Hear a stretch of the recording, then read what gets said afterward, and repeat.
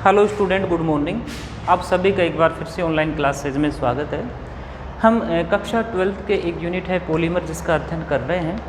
ठीक है, हमने पॉलीमरों में कुछ साधारण जानकारियाँ, पॉलीमर क्या होते हैं क्या नहीं होते हैं, उसके अलावा पॉलीमर जो बहुलक है उनका वर्गीकरण क्या होता है, उसके अलावा सह बहुलकीकरण या विषम बहुलकीकरण वो क्या है उसका हमने अध्ययन कर लिया है। आज हम बहुलकों में एक नया टॉपिक है जिसका अध्ययन करेंगे, उसका नाम है बहुलकों का आणविक द्रव्यमान। बहुलकों का आणविक द्रव्यमान मॉलिक्यूलर वेट ऑफ पॉलीमर। हम अध्ययन करने वाले हैं बहुलकों का आणविक द्रव्यमान, मॉलिक्यूलर वेट ऑफ पॉलीमर। ठीक है, तो देखना क्या है, जो अपने बहुलक होते हैं ना, उनमें बहुलक क्या होते हैं, बहुत सारी एकलक इकाइयाँ जुड़ती जाती हैं और अपना बहुलक बनाती हैं। ठीक, अब बहुलकों की जो श्रृंखला है उसका निर्धारण भी हम नहीं कर सकते हैं सामान्यतः। उसके अलावा उसके अणुभार का भी निश्चित निर्धारण हम नहीं कर सकते हैं। इसलिए जो बहुलकों का अणुभार है ना, वो हम औसत के रूप में ज्ञात करते हैं। कैसे ज्ञात करते हैं? औसत के रूप में ज्ञात करते हैं। और ये दो प्रकार से करते हैं। एक तो आता है अपना संख्या औसत अणुभार और दूसरा आता है भार औसत अणुभार। सबसे पहले हम अध्ययन करेंगे बहुलकों के संख्या औसत अणुभार की। पहला है संख्या औसत आणविक द्रव्यमान। संख्या औसत आणविक द्रव्यमान जिसे हम दर्शाते हैं mn बार से। किससे दर्शाएंगे? mn बार से। अपना क्या तरीका है, सबसे पहले संख्या औसत आणविक द्रव्यमान क्या होता है उसकी परिभाषा सीखेंगे, किस प्रकार से ज्ञात करते हैं वो तरीका सीखेंगे, फिर हम एक उदाहरण करेंगे, उसके पश्चात आपको ये संख्या औसत अणुभार क्या होता है, किस प्रकार से ज्ञात किया जाता है, आपके समझ में आ जाएगा। ठीक, तो देखो इसकी परिभाषा क्या है। इसकी परिभाषा है कि किसी भी बहुलक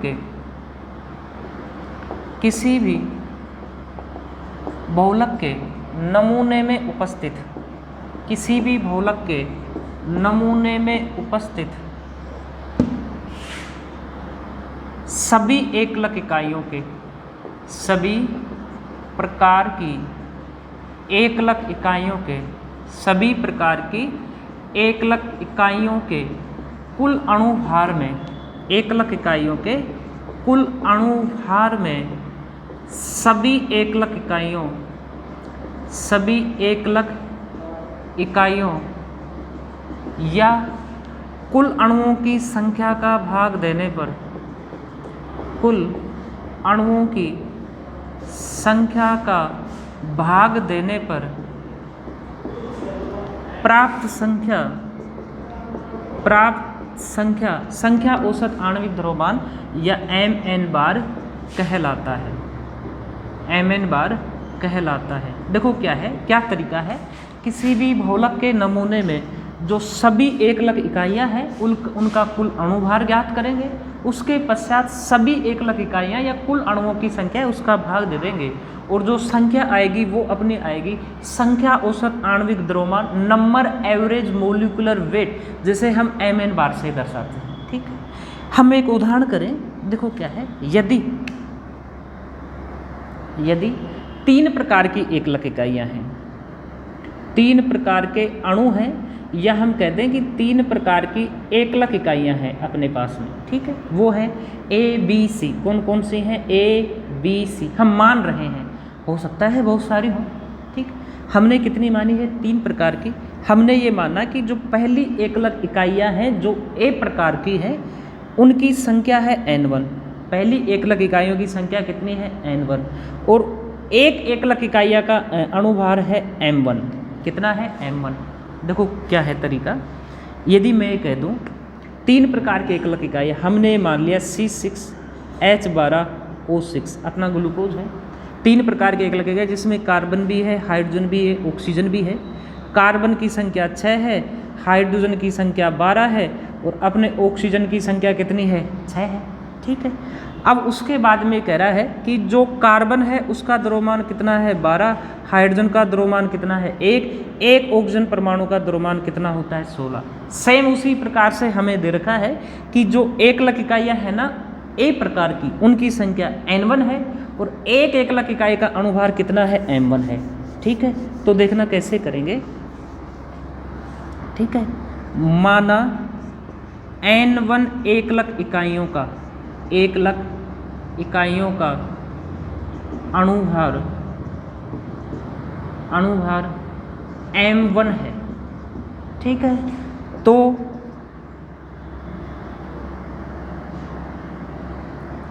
कुल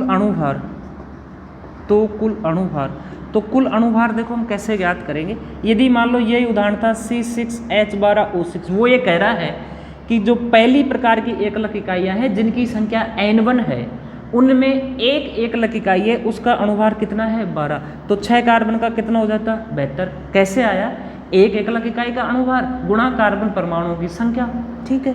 सेम ऐसा ही यहाँ है कि n1 1 लाख इकाइयों का अणुभार कितना है m1, यानी जो n1 1 लाख इकाइयाँ है ना, बहुत सारी, मान लो 10 है, उनमें से 1 का अणुभार कितना है m1, तो कुल कितना हो गया n1 गुणा में कितना हो गया m1, ठीक है।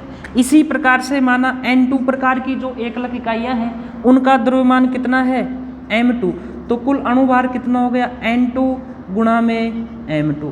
सेम उसी प्रकार से तीसरी प्रकार की 1 लाख इकाइयाँ हैं जो C हैं, उनकी कुल संख्या तो हमने मान ली कितनी n3, ठीक है। उनमें से 1 लाख इकाई का अणुभार हमने कितना मान लिया m3, ठीक है, कोई संख्या होगी अणुभार, ठीक है। तो कुल अणुभार कितना हो गया n3 गुणा में m3, ठीक है। तो देखो अपना सूत्र क्या आ गया कि ये जो mn बार है, ठीक, वो क्या हो जाएगा, सभी 1 लाख इकाइयों के अणुभार को जोड़ना है। कैसे, देखो फिर से मैं बता दूं, mn बार बराबर m1 n1 प्लस में m2 n2 प्लस में m3 n3, जुड़ गया कुल अणुभार, ठीक है। उसके बाद में हम किसका भाग देंगे, कुल अणुओं की संख्या का या सभी 1 लाख इकाइयों की संख्या का। कुल 1 लाख इकाइयाँ कितनी हैं, 3 प्रकार की थी, A B C। A की संख्या n1, B की संख्या n2, C की संख्या n3, तो तीनों जुड़ गए n1 प्लस में n2 प्लस में n3, ठीक है। ये इसका सूत्र आ गया। यदि कोई हमसे ये कहे कि भाई 3 प्रकार की 1 लाख इकाइयाँ नहीं थी, बहुत प्रकार की 1 लाख इकाइयाँ थी, तो हम क्या करेंगे, m1 n1 m2 n2 plus में m3 n3 dash dash dash लगाकर जितने भी आएंगे, जैसे mn आ गया या कह दें mi आ गया, ni आ गया, बहुत सारे आ गए। सेम यहाँ भी हम बहुत सारे जितने आएंगे ni तक उतने करते रहेंगे। तो देखो इसे हम शॉर्ट रूप में लिख सकते हैं, mn बार बराबर समेसन, पूरा योग कर देते हैं mi ni, ठीक है। यानी कुल अणुभार जितना भी होगा, यदि मान लो 2 ही अणु होंगे या 2 ही प्रकार की 1 लाख इकाइयाँ होंगी, तो क्या करेंगे, m1 n1 प्लस में m2 n2 m2 n2 बटे n1 प्लस में n2, 3 होंगे तो इतना जोड़ देंगे। 1 ही होगा तो m1 n1 बटे में क्या आ जाएगा n1, ठीक है, बटे में समेसन कुल 1 लाख इकाइयाँ हैं उनके अणुओं की संख्या, समेसन क्या आ गया ni, ठीक है। एक उदाहरण लेके करें तो हमें बिल्कुल अच्छे तरीके से समझ में आ जाएगा। प्रश्न यह है, किसी भी बहुलक के एक नमूने में 2 प्रकार की 1 लाख इकाइयाँ हैं। क्या है, 2 प्रकार की 1 लाख इकाइयाँ हैं, 2 प्रकार की 1 लाख इकाइयाँ हैं, जिनमें से 2 प्रकार की 1 लाख इकाइयाँ हमने मान ली, एक तो A है और दूसरी क्या है B है। हमने ये कह दिया कि जो A प्रकार की 1 लाख इकाइयाँ हैं ना, उनकी संख्या तो कितनी है 20, संख्या कितनी है 20, और B प्रकार की 1 लाख इकाइयाँ हैं उनकी संख्या हमने मान ली कितनी है 30, क्या है 30 है, ठीक है। जो A प्रकार की 1 लाख इकाइयाँ हैं इनका अणुभार कितना है 200, कितना है 200। B प्रकार की 1 लाख इकाइयाँ हैं जिनका अणुभार कितना है 300। तो हमें ज्ञात करना है mn बार, संख्या औसत अणुभार। हमें क्या ज्ञात करना है, संख्या औसत अणुभार, ठीक है। तो देखो कैसे करेंगे, mn बार क्या होता है, समेसन mi ni बटे समेसन ni, यानी A प्रकार की 1 लाख इकाइयाँ हैं उनकी संख्या कितनी है 20। अब 20 को उसके अणुभार से गुणा करो, 1 का अणुभार कितना है 200, तो 20 का कितना हो गया 20 गुणा में 200 प्लस, अब जोड़ेंगे दूसरी प्रकार की जो 1 लाख इकाइयाँ हैं B, उसकी संख्या कितनी है 30, उनमें से 20 थी, उनमें से 1 का अणुभार 300 है, तो 30 का कितना हो गया 30 गुणा में 300, ठीक है। अब भाग किसका देंगे, हम भाग देंगे कुल अणुओं की संख्या का या सभी एकलक इकाइयों की कुल संख्या का। एकलक इकाई यहाँ 20 है, यहाँ कितनी है 30, तो हम भाग किसका देंगे 50 का। ठीक है, तो ये हो गया अपना mn बार बराबर 20 को 200 को 20 से गुणा किया तो ये आ गए अपने 3 जीरो। ठीक है, 4000 प्लस में 3 3 9 9000। ठीक है, भाग किसका देंगे 50 का, तो 4 और 9 कितने आ गए 13000। ठीक है, कितना आ गए भाई 4 9 कितने हो गए 13000, भाग किसका दे दिया 50 का, 0 से 0 कट गई, यानी 1300 में भाग देना है हमें किसका 5 का। तो देखो ये कितने आ जाएंगे 5 दूनी 10, 3 0 5 सिक्की 30, 0 से 0 आ गई। ठीक है, तो ये कितने आ गई 260। ठीक, उस स्थिति में संख्या औसत अणुभार कितना आया है 260। कितना आया है 260। क्या तरीका है, तरीका ये है कि किसी भी बहुलक का कोई नमूना दे दिया, हमें कोई सैंपल दे दिया या कोई भी प्रश्न आ गया और उसमें हमसे कहता है कि इसका संख्या औसत अणुभार ज्ञात करो, तो हमें क्या करना है कुल अणुभार ज्ञात करना है। कुल अणुभार कैसे ज्ञात करेंगे, एक प्रकार की एकलक इकाई है उसकी अणुओं की संख्या, उन अणुओं की संख्या को हम उस पहले प्रकार की एकलक इकाई में एक अणु का कितना अणुभार है उससे गुणा करेंगे। ठीक है, फिर उसमें इसी प्रकार से दूसरी एकलक इकाई का कुल अणुभार जोड़ेंगे, 3 होंगे तो तीसरी का भी जोड़ेंगे और भाग दे देंगे कुल अणुओं की संख्या का। जैसे ये प्रश्न था, 2 प्रकार की एकलक इकाइयाँ हैं ए और दूसरी कौन सी है बी। ए की संख्या 20 है, बी की संख्या 30 है। ठीक है, या कहते हैं कि ए प्रकार के अणु 20 हैं, बी प्रकार के अणु कुल संख्या में कितने हैं 30 हैं, लेकिन ए का अणुभार, एक ए है ना उसका अणुभार कितना है 200, तो कुल अणुभार इसका कितना हो गया 4000 हो गया। इसमें कितना है संख्या 30 है, एक का अणुभार कितना है 300, तो कुल कितना हो गया 9000। 4000 9000 कितने हो गए 13000, भाग 50 का दे देंगे तो ये अपना आ गया 260। अब हम दूसरे प्रकार का अणुभार ज्ञात करेंगे, भार औसत अणुभार। ठीक है, वेट एवरेज मोलिकुलर वेट। ठीक है, वो किस प्रकार से ज्ञात करते हैं वो हम सीखेंगे। ठीक है, तो देखना क्या है, आप एडिंग डालोगे, देखो क्या है, अब अपना है दूसरे प्रकार का आणविक द्रव्यमान बहुलकों का, वो होता है भार औसत। भार औसत आणविक द्रव्यमान, भार औसत आणविक द्रव्यमान या भार औसत अणुभार, इसे हम दर्शाते हैं MW बार से। ठीक है, वेट एवरेज मोलिकुलर वेट। ठीक, तो देखो ये किस प्रकार से ज्ञात किया जाता है, हम क्या सीखेंगे, पहले इसकी परिभाषा सीखेंगे, फिर किस प्रकार से ज्ञात करते हैं वो सीखेंगे, फिर हम एक उदाहरण करेंगे तो अपना हो जाएगा, याद हो जाएगा हमें। तो देखो क्या है, क्या तरीका है, ये होता है किसी भी बहुलक के नमूने में, किसी भी बहुलक के नमूने में, किसी भी बहुलक के नमूने में उपस्थित एक एकलक इकाई के, एक एकलक इकाई के, एक एकलक इकाई के कुल अणुभार को, कुल अणुभार को, एक एकलक इकाई का, कोई भी एक एकलक इकाई है उसका कुल अणुभार ज्ञात करना है तथा उसे कुल अणुभार को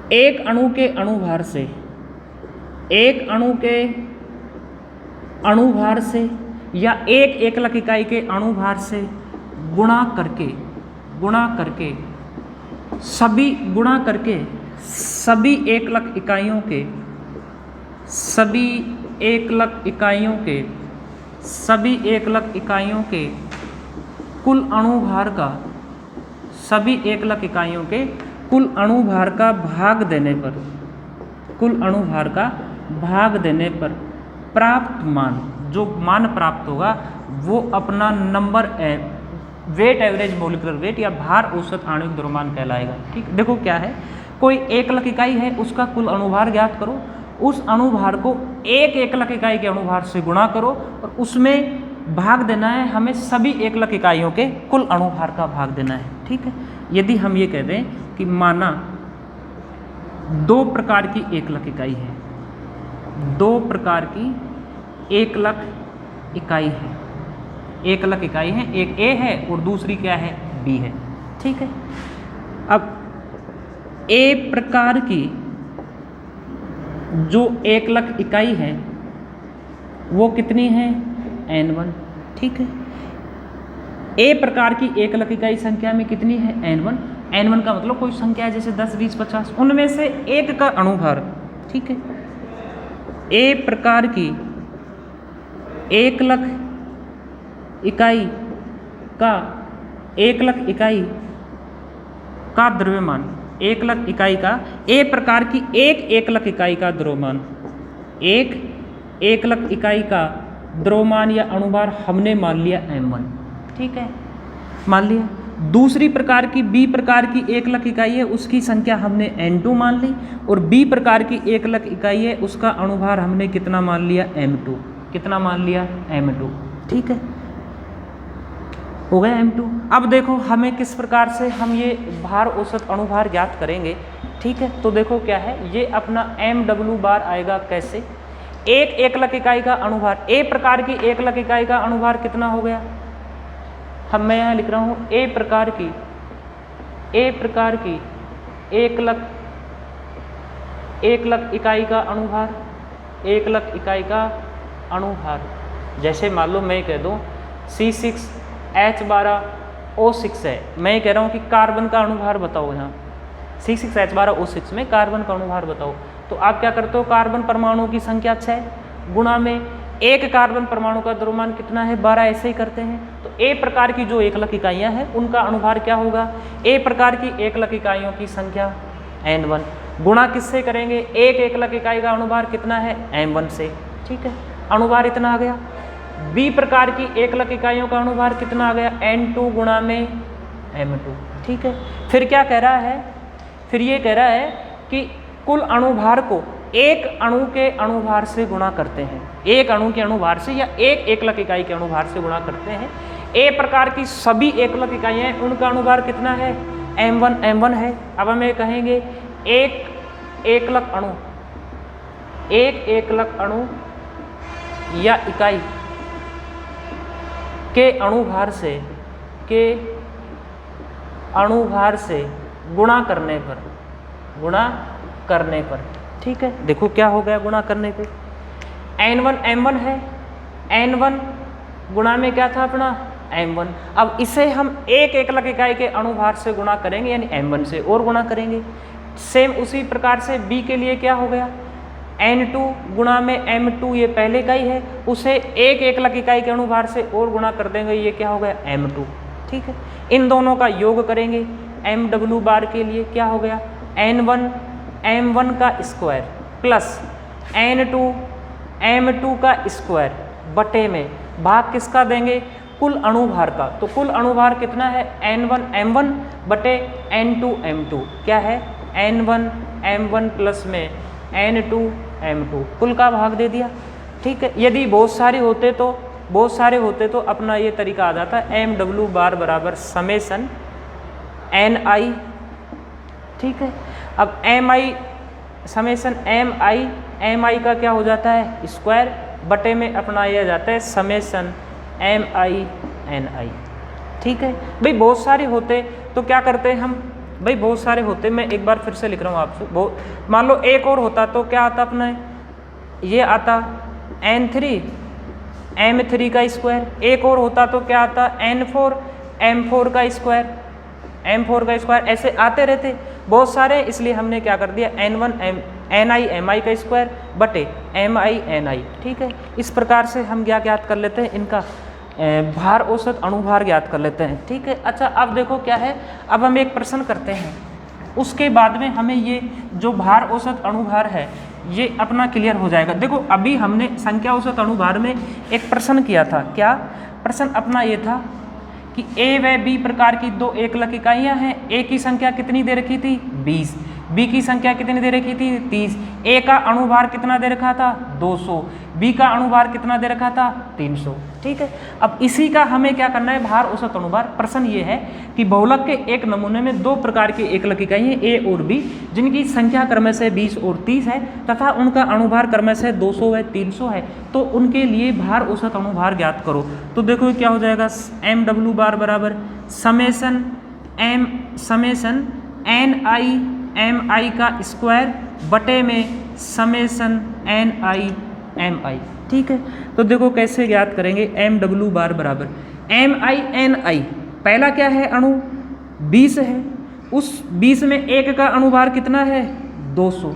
अब फिर एक बार फिर अणुभार से गुणा करते हैं तो इस 200 का स्क्वायर हो गया, प्लस दूसरी एकलक इकाई में अणुओं की संख्या कितनी है 30, गुणा किससे करेंगे 300 से, 300 से गुणा करके कुल अणुभार आ गया। इस अणुभार को एक एकलक इकाई के अणुभार से और गुणा करो, यानी 300 से एक बार और गुणा करो तो ये क्या हो गया 300 का स्क्वायर। अब भाग देते हैं कुल अणुभार का MINI का। तो देखो पहले क्या हो गया 20 गुणा में कितना हो गया 200, प्लस दूसरी एकलक इकाई जिसकी संख्या 30 है, 30 में से जो 30 है ना 1 2 3 4 5 6 7 ऐसे कुल 30 है, उनमें से एक का अणुभार 300 है, तो 30 का क्या हो गया 30 को किससे गुणा कर दिया हमने 300 से गुणा कर दिया।